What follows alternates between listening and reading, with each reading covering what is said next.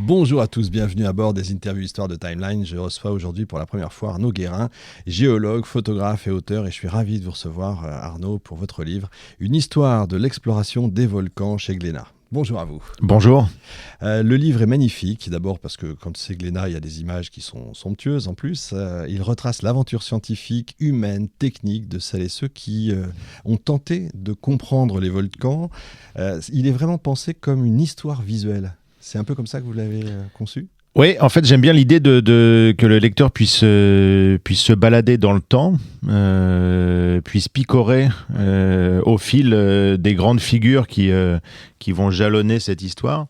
Et puis, dans cette histoire, il y a aussi des éléments qui sont des éléments importants, c'est les grandes éruptions qui ont marqué l'histoire de l'humanité.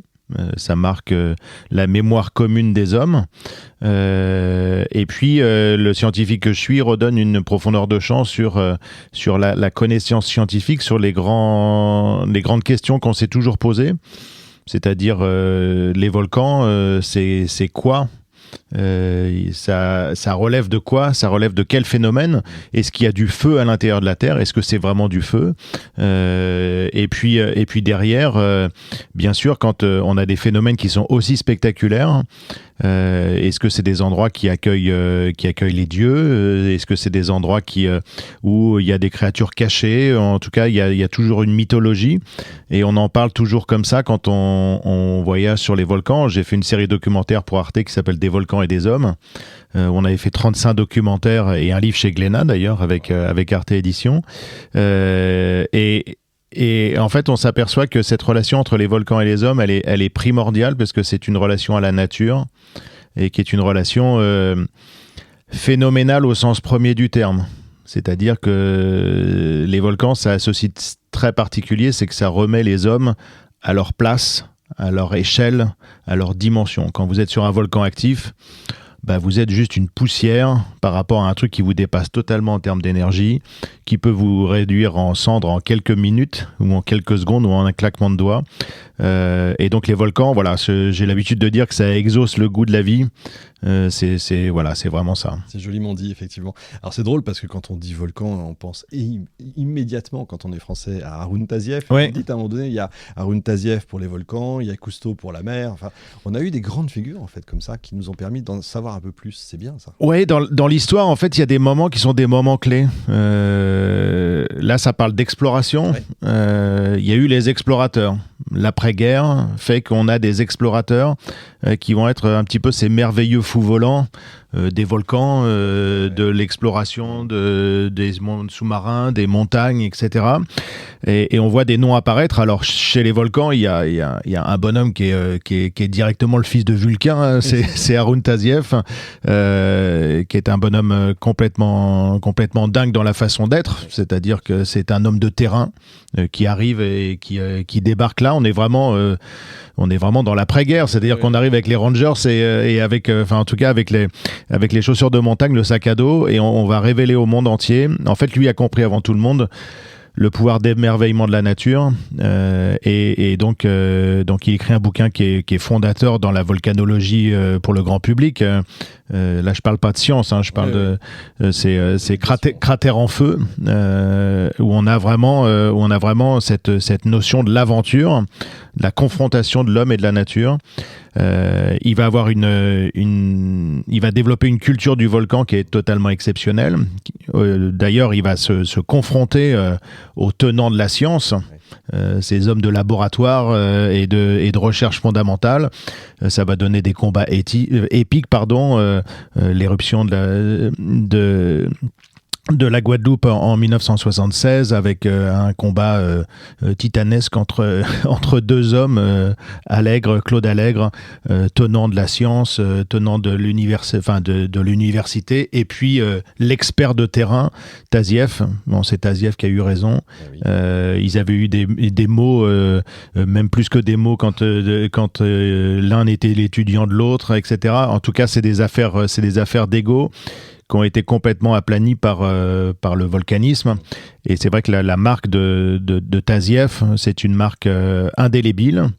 qui a d'ailleurs forgé un imaginaire qui est toujours l'imaginaire qu'on a quand on va voir, j'ai la chance de faire des documentaires, quand on va voir des chaînes de télévision pour leur parler de volcans, ils veulent de l'exploration, ce qui est plus du tout le cas aujourd'hui. On est dans une surveillance des volcans par des satellites, par des moyens qui sont des moyens détournés. En fait, les volcanologues, ils vont quasiment plus jamais sur le terrain, ce qui pose un vrai problème aujourd'hui, parce que c'est pas obligatoirement des gens qui ont une culture de terrain.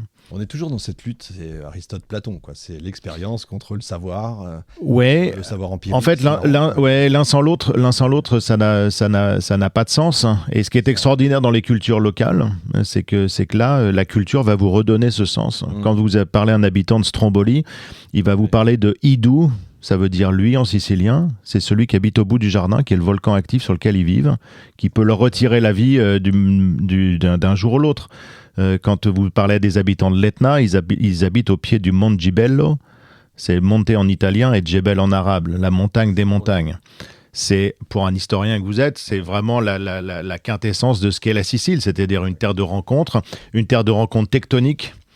En fait, les hommes ne font que traduire la nature des lieux. Enfin, en tout cas, moi, je crois beaucoup dans cette notion-là. C'est-à-dire, on fait pas du déterminisme primaire, mais c'est juste de dire que, en fait, on est ce que notre environnement fait de nous, en fait. Et puis la nature influe sur notre histoire, évidemment. Exactement.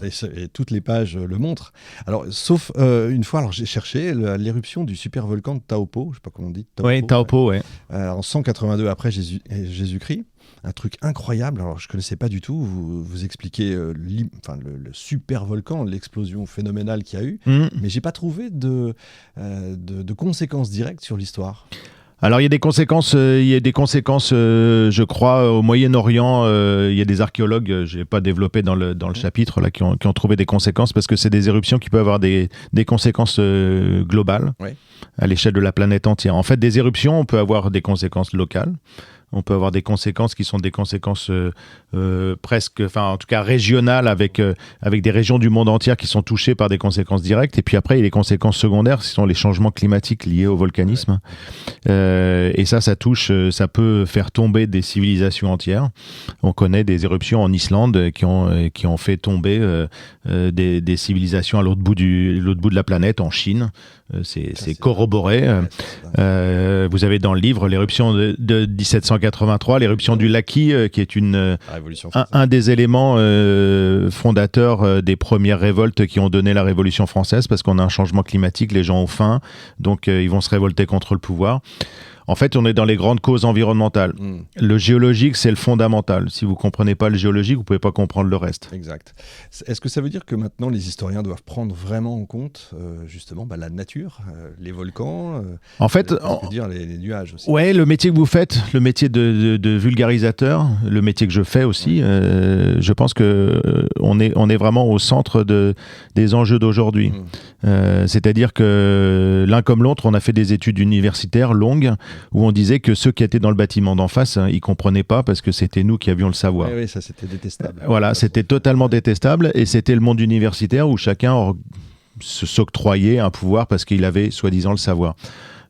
Aujourd'hui, en fait, tout est transversal, et on s'aperçoit que si vous êtes historien, les causes environnementales, elles sont majeures. C'est des éléments majeurs. Dans les causes environnementales, il y a la géologie, il y a le volcanisme, il y a le climat, il y a tous ces éléments qui vont faire que en fait, les hommes qui vivent là vont interagir, vont réagir, vont utiliser cet environnement-là, et ça replace même les hommes dans un état philosophique. C'est-à-dire, nous sommes une espèce dans un petit écosystème, et j'ai l'habitude de dire que, en fait, là, tous les deux, aujourd'hui, on a les pieds sur la croûte terrestre, et pour aller au centre de la Terre, il y a 6370 km, ce qui n'est pas beaucoup. C'est pas beaucoup, ouais, c'est vrai. Jules Verne s'interrogeait sur le voyage au centre de la Terre. 6370 km, c'est pas beaucoup. C'est un système qui est un système fermé, avec des ressources finies, et avec une espèce qui s'octroie des pouvoirs totalement délirants, mais qui est complètement sous l'emprise des grands phénomènes qui sont des grands phénomènes naturels. Est-ce qu'on a réellement, là on sort un peu du sujet, mais après tout, puisque vous y venez, est-ce qu'on a vraiment une emprise, une empreinte importante, quand on sait qu'il y a effectivement 6500 km, mais On creuse quoi, 4 km, 5 km? Alors, là, on a mis un objet humain à 13 km de profondeur au maximum. Donc, ça met juste, ça rend humble. Ouais, Comme le volcanisme rend... Rien du tout. Voilà, comme le volcanisme rend humble. Si vous voulez faire baisser la température du climat, vous donnez une grande éruption comme l'éruption du Pinatubo en 1991, qui était une petite éruption en fait, mais qui a fait baisser la température globale de la planète de 0,5 degrés pendant 3 à 4 ans. Et là, quand vous parlez d'éruptions comme Taupo, là, c'est un volcan qui se situe en Nouvelle-Zélande, en plein cœur de la Nouvelle-Zélande. Aujourd'hui, c'est un lac paisible avec des resorts et des gens qui vont à la pêche. En fait, ce volcan, il est tellement gigantesque, c'est plus de 25 km de diamètre. Et il a donné les 2 plus grandes éruptions des 70 000 dernières années sur Terre. Monstrueux. C'est des volumes, on parle de 2300 km3 de magma. 1 km cube, c'est juste. C'est un cube d'1 kilomètre sur 1 kilomètre sur 1 kilomètre. C'est invraisemblable. C'est des volumes, les volumes qui ont été éjectés, vous pouvez recouvrir la France entière de plus de 2,50 m ou 3 mètres de matériaux volcaniques. Ouais, ça rend humble aussi, ça. C'est-à-dire que c'est la démesure totale de notre planète, mais en fait, c'est le recyclage des roches. Parce qu'en fait, juste à côté, il y a une zone de subduction, c'est-à-dire qu'il y a la croûte océanique qui passe sous la croûte continentale au rythme de 17 cm par an, ce qui est phénoménal. Et donc, ça va donner des volumes de magma gigantesques qui vont sortir à des temps donnés. En fait, c'est un système sous pression, très simple, c'est une cocotte minute. Quand la cocotte minute est pleine et qu'elle peut plus contenir la pression, ça explose. Et là, ça a des conséquences qui sont des conséquences planétaires. Et ces phénomènes-là, soit des éruptions explosives, soit des éruptions effusives, comme on a en Islande, avec des grandes coulées de lave. Mais sur des temps qui sont des temps longs, on en connaît le point chaud de la Réunion, a donné, il y a 65 millions d'années, des couches géologiques qui sont empilées les unes sur les autres, qui sont les trappes du Décan, puisque l'Inde, il y a 65 millions d'années, était à l'emplacement de la Réunion, à cause de la tectonique des plaques. Et donc ça a fait, c'est une des causes de la disparition des dinosaures, puisqu'on sait qu'il y a eu après le coup de grâce qui a été une météorite. Donc ça veut dire qu'on est dans les éléments qui sont les éléments fondamentaux de ce qui va gérer la place de la vie sur notre planète. Ouais, c'est complètement dingue. Alors il y en a je ne sais combien, des points chauds, je ne sais pas comment vous diriez. Vous avez une carte avec tous les triangles. Oui, alors des volcans, en fait, des volcans actifs, il y en a à peu près 1500 sur la planète. C'est rassurant. D'accord. Et donc là, moi sur mon téléphone tous les matins, voilà, j'ai la liste de ceux qui sont en éruption. Donc il y a une 50aine d'éruptions par an. Voilà, donc en fait on sait pas tout. Alors aujourd'hui, à l'heure d'internet, c'est assez simple, hein. Ouais. on peut voir ça en direct. Là en ce moment il y a une formidable éruption à Hawaï où les gens vont voir des fontaines de lave qui font 500-600 mètres de haut. Enfin, voilà, c'est des images sublimes. Ça fait des images sublimes. Et ce qui est important aussi, c'est que dans l'histoire, les éruptions, ça tue pas beaucoup. Contrairement au tremblement de terre qui tue des centaines de milliers de personnes, depuis la fin du XVIIIe siècle, les éruptions, ça a tué 300 000 personnes. Ce qui est rien du tout, hein. Si vous regardez par rapport aux épidémies, par rapport aux tremblements de terre, par rapport aux cyclones, par rapport aux inondations qui tuent des millions de personnes, le volcanisme, ça tue pas parce que y a des signes avant-coureurs. D'accord, parce qu'on les connaît maintenant. Même avant, c'est Pline, c'est le premier volcanologue. Oui, en fait, dans l'Antiquité, si vous prenez l'histoire de Pompéi, à Pompéi, il reste des esclaves et des chiens. D'accord. Excusez-moi d'être aussi factuel. Mais ça veut dire qu'il y a des gens qui gardent les maisons des maîtres qui sont partis parce que ça fait déjà 30 ans qu'il y a des tremblements de terre et qu'on sait que en fait ces signes avant-coureurs font que les gens ont tendance à partir. Les animaux le font naturellement. Voilà. Et donc il y a une nouvelle lignée de personnes qui vont aller sur les volcans, c'est les explorateurs, parce que eux ils veulent aller se confronter à ça et ils veulent y aller pour comprendre.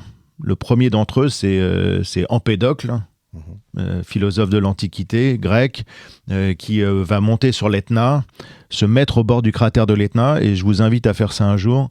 C'est une expérience qui est une expérience assez extraordinaire. Vous allez sentir l'haleine du volcan. Ah oui. Je peux vous dire que ça va vous ramener les bronches copieusement. Et surtout, vous sentez cette pulsation, cette respiration de la Terre. Nous qui habitons dans des villes, même dans des environnements qui peuvent être des environnements naturels forts, on n'a pas cette pulsation de la nature. Un volcan, ça respire. Un volcan, ça tousse. Un volcan, ça exulte. Et donc Empédocle était monté là pour aller réfléchir sur les origines du monde, les grandes questions philosophiques. Qui sommes-nous, où allons-nous et visiblement, il est tombé dans le cratère. En tout cas, on a retrouvé une de ses sandales, ce qui est à l'origine du nom du refuge qui est maintenant sous des dizaines de mètres de lave, mais qui existait au sommet de l'Etna il y a encore 10 ans, qui s'appelle la Torre del Filosofo. La tour du philosophe. Ça, c'est absolument super. Est-ce qu'on est mieux loti aujourd'hui? Est-ce qu'on est mieux préparé? Parce que moi, j'ai pas vu Pompéi, j'ai vu Herculanum, que je trouve plus fort encore quand on voit les dizaines de mètres de lave qui ont... Alors, à Herculanum, alors en fait, pas de la lave, mais ouais, en fait, c'est pas de la lave, c'est des épanchements de pierre ponce. La pierre ponce, c'est un popcorn volcanique, c'est-à-dire qu'en fait, on a un magma visqueux. Plus le magma, il va remonter dans l'écorce terrestre par différence de densité, et il va arriver à la surface.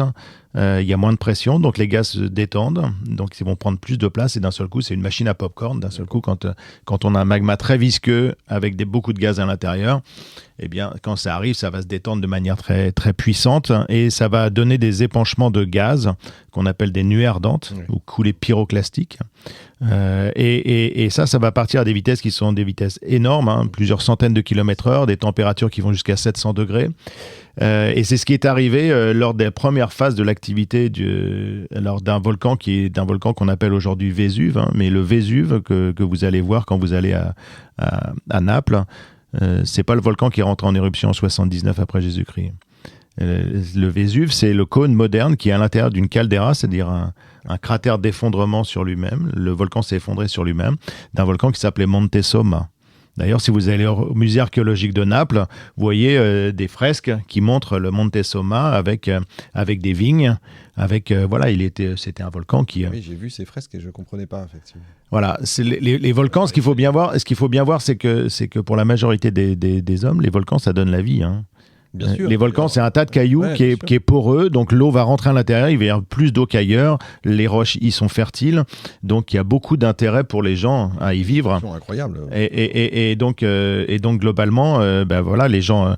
donc qu'est-ce qui se passe pour ces gens qui vivent au pied de ce volcan ?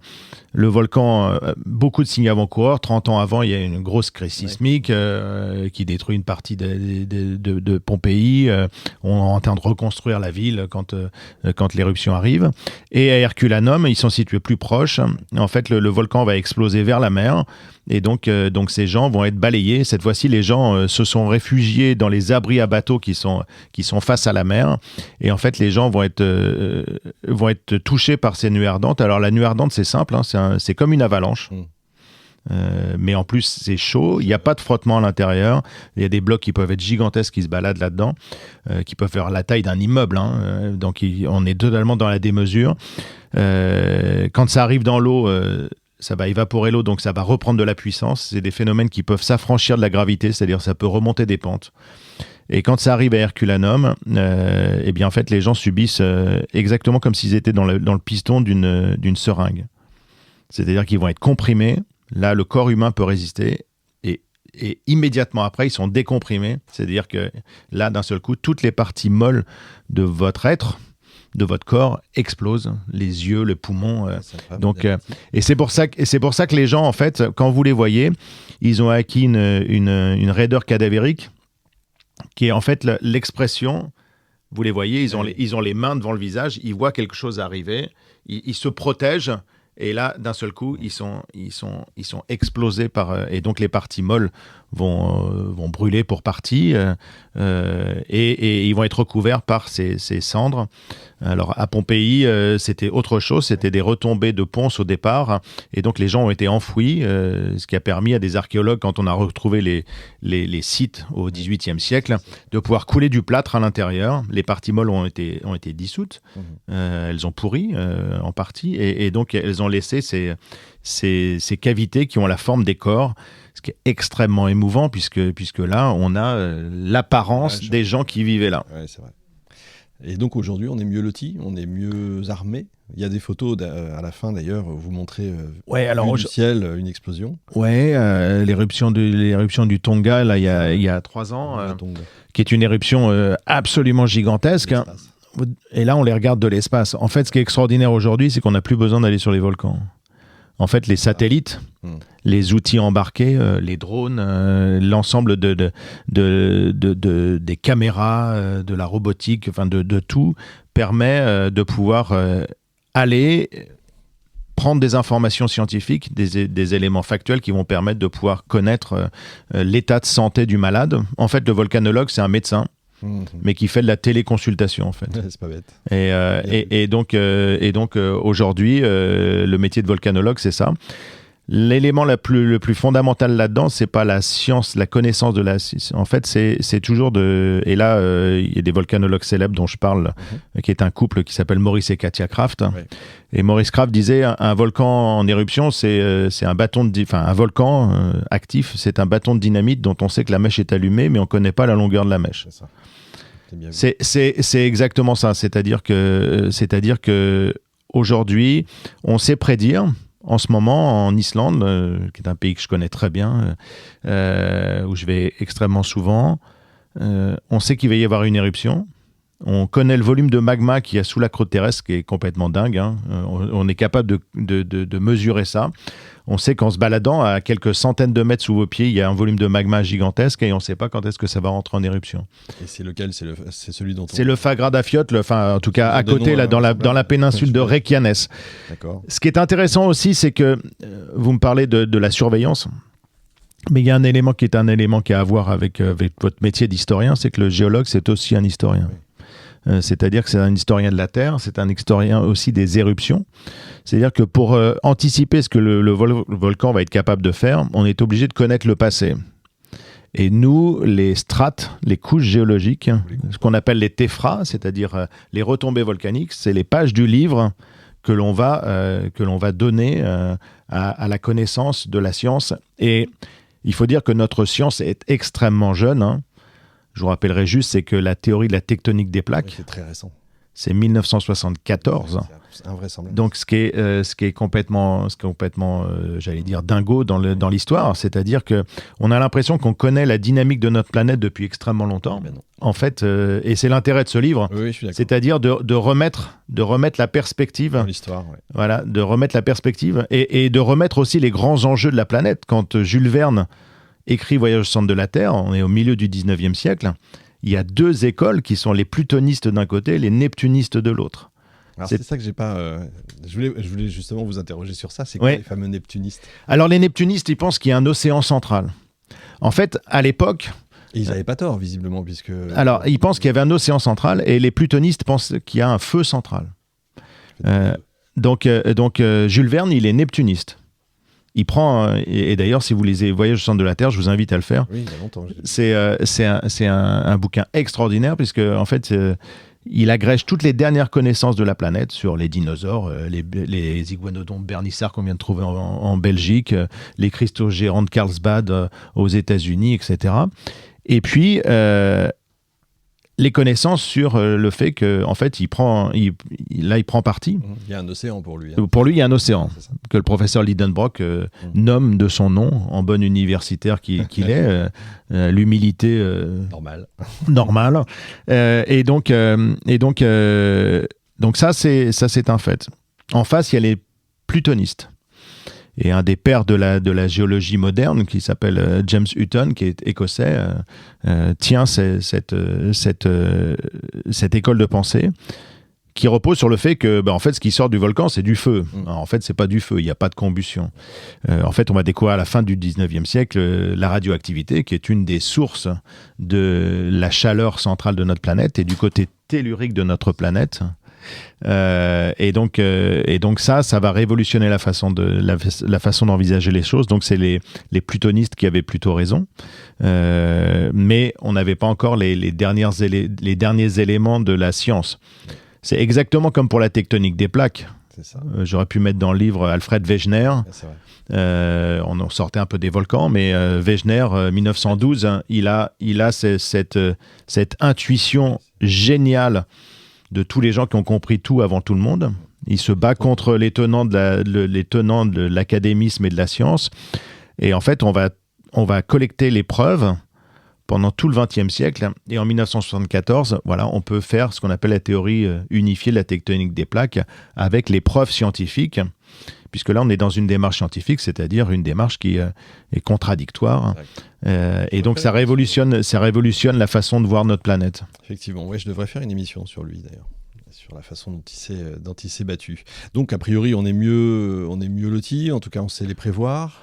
Alors, ouais. Alors après, tout le travail, c'est un travail avec les populations, et là, c'est un travail parce que il y a 800 millions de personnes qui vivent proches des volcans actifs. Naples. Donc, ce qui est important. Alors, Naples, c'est un exemple en tant que tel. On va dire.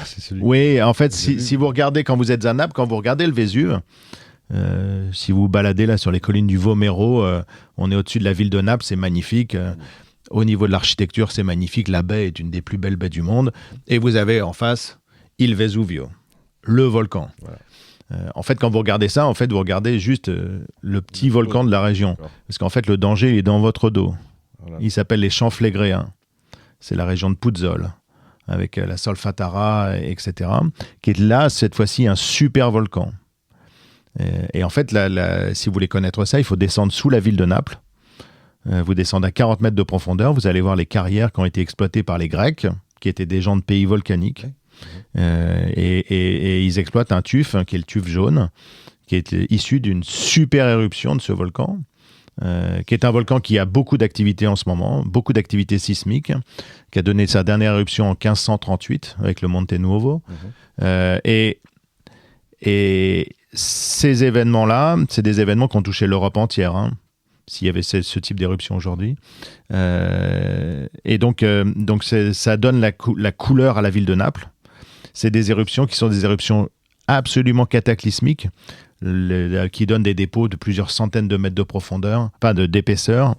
Ouais. Et aujourd'hui, voilà, vous pouvez aller vous balader là-dedans en tant qu'archéologue ou en tant que simple touriste. Je vous invite à descendre sous la ville de Naples. Les gens, ces roches, elles sont riches en eau, donc les gens faisaient leur puits là-dedans. Ils extrayaient la roche pour construire les maisons et les villas qu'il y avait au-dessus.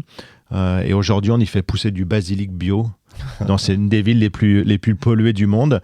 On n'a pas besoin de les arroser parce que la roche est naturellement poreuse et pleine d'eau. En fait, on est là dans ce qu'est le volcanisme. En fait, si vous allez à Naples, c'est la ville la plus folle du monde. Oui. C'est une ville aussi qui est très revigorante. Parce que vous pouvez tout perdre du jour au lendemain. Donc, en fait, vous vivez à fond. On n'est pas en train de se poser, comme dans toutes nos sociétés, la question de savoir s'il faut prendre 3 assurances, 2 assurances vie. Voilà, là, on vit à Naples. Profite. Et les gens qui habitent à Puzzol ont la maison qui monte, là, depuis 1980. Elle est montée de plus de 2 ou 3 mètres. Et puis, ça descend, ça monte, ça descend en fonction du réservoir magmatique qui est en dessous. Donc, vous êtes simplement vivant sur les volcans. D'accord. Donc en fait, on vit sur un bâton de dynamite, mais effectivement, on ne sait pas quand est-ce que ça va exploser. Moi, il y en avait un qui me faisait très peur parce que j'avais vu un documentaire là-dessus, c'est la caldeira de Yellowstone. Oui, alors, quand on écoute. Alors Yellowstone, c'est aussi un super volcan. C'est l'expression américaine parce que aux États-Unis, tout est superlatif. Il faut toujours qu'ils aient des volcans qui soient plus. Après, aux États-Unis, je parle dans le livre d'une éruption qui est l'éruption du Mont Saint-Helens en 1980. Il faut voir que les États-Unis sont aussi un pays de non-connaissance de la nature, ce qui est paradoxal puisqu'ils ont une nature absolument fabuleuse, avec des auteurs comme John Muir qui ont révélé la nature aux Américains, etc. Mais dans les années 80, ce qu'il faut voir, c'est que pour eux, les reliefs qu'il y a sur l'ouest des États-Unis, bien sûr, c'est des montagnes. Alors, en fait, ce ne sont pas des montagnes, ce sont des volcans, avec d'énormes volcans. Que si vous allez sur la ville à Seattle, vous avez derrière le Mont Rainier à plus de 4300 mètres d'altitude, qui est un super volcan extraordinaire. Tous les Amérindiens et les populations locales, encore une fois, ils ont subi un génocide culturel majeur. On a complètement annihilé cette mémoire. Mais par exemple, le Mont Saint-Helens qui rentre en éruption en 1980, il était appelé par les populations locales Taon Lakla, ça veut dire la montagne qui fume. Et il y avait plein de connaissances, Et encore une fois, quand on supprime la mémoire d'un peuple, on supprime aussi le lien avec son environnement. Et quand ce volcan rentre en éruption, c'est un choc pour les États-Unis. Le Congrès américain va voter des budgets spéciaux pour construire des observatoires pour pouvoir suivre les volcans. Et bien sûr, alors Yellowstone, ben voilà, c'est un super volcan qui a donné des grandes éruptions, comme le Taupo en Nouvelle-Zélande, comme plein d'autres volcans dans le monde. Je parle d'un volcan, le Huayna-Putina, l'éruption de 1600 dans ce livre, qui est en Amérique du Sud, on est au Pérou, va annihiler la vie. Et quand vous allez aujourd'hui sur place, vous avez l'impression de voir de la neige partout. En fait, c'est encore les dépôts de ponce qui sont là. Donc en fait, Yellowstone, voilà, c'est un volcan parmi d'autres. Et ça fait partie de cet imaginaire du volcan. Il est certain que voilà, on a affaire à des très grands volcans actifs. Et donc tant mieux, c'est la vie de notre planète. On vit sur une planète vivante. Si on n'avait pas ça, je vous rappellerai que si on n'avait pas cette activité tellurique de la Terre... Simplement, quand vous aimez le bon vin et que vous avez une cave dans votre maison de campagne et que vous mettez vos bouteilles à la cave, il y a une température constante parce que c'est le flux géothermique de la Terre qui fait qu'il y a une température constante. Quand vous faites de la spéléo, vous êtes dans une température constante qui est très agréable d'ailleurs. Là, vous êtes en équilibre avec la vie de la Terre. S'il n'y avait pas ça, il n'y aurait pas de vie sur Terre. Donc en fait, on est dans les processus fondamentaux. L'atmosphère, 80% des gaz qui sortent d'un volcan, c'est de l'eau. Donc l'origine des océans, le dégazage de notre planète, voilà, on est dans les processus fondamentaux de la Terre. C'est pour ça que l'exploration scientifique, mais aussi l'exploration, le côté aventure de ça, c'est un élément qui est un élément fondamental pour comprendre comment vit notre planète Terre. C'est ce que j'ai bien aimé d'ailleurs dans le livre, c'est qu'on suit des premiers des australopithèques jusqu'à nos jours et même jusqu'à Mars, puisque vous en parlez aussi, et ça c'est bien. Vous parlez des films aussi, ça c'est vrai qu'il y a eu un moment donné où c'était la folie, il y avait 3-4 films qui sortaient sur les... Alors il y a des choses amusantes, hein. Dans les années 50, il y a ce film Stromboli, Bergman, Rossellini, qui tombe amoureux sur un volcan avec une histoire assez sordide d'ailleurs, une histoire d'après-guerre, de cette femme qui est presque emmenée de force sur ce volcan et qui vit une relation dans une famille sicilienne de l'époque, très pieuse et pas très rigolote, dans des conditions qui sont des conditions vraiment, vraiment glauques. Et puis juste à côté, il y a Anna Magnani, qui est une star italienne qui était aussi très amoureuse du réalisateur, de Rossellini, qui va faire un film contre ça qui s'appelle Vulcano. En fait, c'est le Bergman, c'est le froid, Magnani, c'est la lave. On est vraiment dans sur les volcans, il y a toujours une dualité. Ce qui est drôle, c'est qu'après, dans les années 90, là, on a le pic de Dante et Vulcano. Et en fait, on en fait toujours des caisses autour des volcans parce qu'on agrège des phénomènes qui sont des phénomènes spectaculaires, mais ça révèle aussi nos peurs, en fait. Oui, c'est ça. Qui sont nos peurs fondamentales. Les requins, comme... Voilà, en fait, on essaie toujours de faire ça, et on s'aperçoit que c'est toujours du cinéma américain, c'est-à-dire quelque chose qui est un cinéma aussi de la méconnaissance. De la méconnaissance de la nature. En fait, on en fait des caisses parce qu'en fait, c'est un cinéma pas très intelligent, en fait. C'est vrai. Qui est un cinéma de... C'est du fast-food. C'est du fast-food, c'est de la junk food. Voilà, ça demande pas beaucoup d'efforts.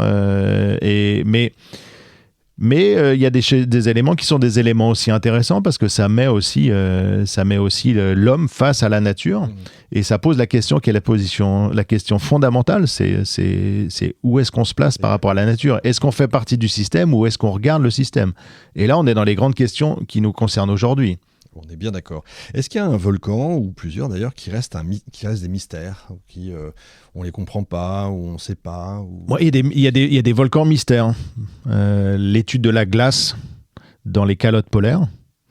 On retrouve, donc, quand il y a des grandes éruptions volcaniques, ces éruptions, elles sont emmenées par l'atmosphère, par les courants atmosphériques, et donc les retombées vont se faire partout sur la planète, y compris sur les calottes polaires. Et là, c'est extraordinaire, c'est que depuis quelques quarantaine d'années, on va chercher des carottes, ce qu'on appelle des carottes de glace, en particulier en Antarctique, mais aussi au Groenland. Et on a trouvé des dépôts volcaniques dont on ne sait pas par qui ils ont été émis. Et donc il y a des volcanologues qui recherchent le volcan disparu. On en connaît un en Amérique du Sud, là, en Équateur, qui a donné... on a pu identifier... parce que ce qu'il faut bien savoir, c'est que chaque volcan va émettre des matériaux volcaniques qui ont une signature géochimique. Donc en faisant l'analyse des retombées qui ont été émises, on va avoir la signature, donc on va avoir le passeport. Donc après, il faut faire un test de paternité. C'est rigolo, c'est marrant, c'est les experts volcanologues. Exactement, c'est les experts. C'est assez rigolo. La science aujourd'hui, a priori, donc les connaît tous, les étudie tous. Est-ce que oui ou non, ça dépend de l'état aussi politique des pays. Hein. On a des phénomènes.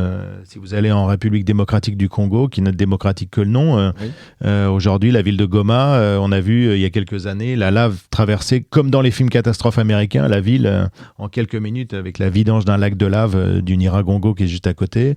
Aujourd'hui, il y a un autre volcan à côté qui s'appelle le Nimurajira qui possède un des lacs de lave les plus actifs. On le voit par satellite, mais on ne peut pas y accéder. Donc on n'a pas accès à tous les volcans de la planète.